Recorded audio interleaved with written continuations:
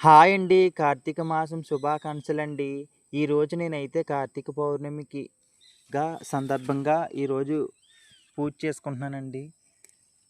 నేను ఉదయాన్నే లేచి చల్లనీళ్ళు స్నానం చేసి ఈరోజు మహాశివుడికి ప్రార్థన చేసుకుంటున్నాను కాబట్టి, నేను ఇలా ప్రతి ఉదయాన్నే లేచి ప్రతిరోజు పూజ చేసుకుంటూ ఉంటాను. ఎందుకంటే కార్తీక మాసంలో చేసే ప్రతి పూజ కూడా ఆ దేవుడికి లభిస్తది. మనం చేసే ప్రతి పూజ కూడా ఆ మహాశివుడు మనకి ఆశీర్వాదం ఇస్తాడని మనస్ఫూర్తిగా కోరుకుంటున్నాను.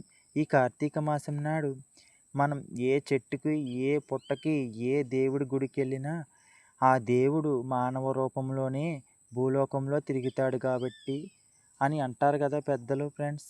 అన్నట్టుగా భావిస్తూ మనం చేసే ప్రతి పూజ కూడా ఆ దేవుడికి మనస్ఫూర్తిగా కోరుకుంటూ చేసే ప్రతి పనిలోని విజయవంతంగా అవ్వాలని ఆ మహాశివుని, ఆ పార్వతీ ముక్కోటి దేవతల్ని కోరుకుంటూ ఈ వీడియో అయితే నేను చేయడం జరిగింది ఫ్రెండ్స్.